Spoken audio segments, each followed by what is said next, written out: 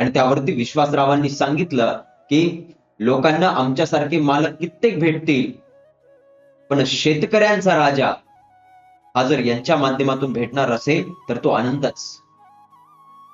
शेतकऱ्यांना वाली भेटणार असेल तर तो किती आनंद.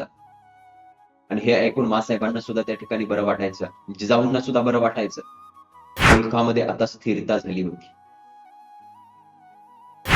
लोक कामाधंद्याला लागली होती आणि स्थिर झालेला मुलूक पाहून आता उमाबाई साहेब जायला निघाल्या. जिजाऊंना सुद्धा येण्यासाठी त्यांनी हट्ट केला,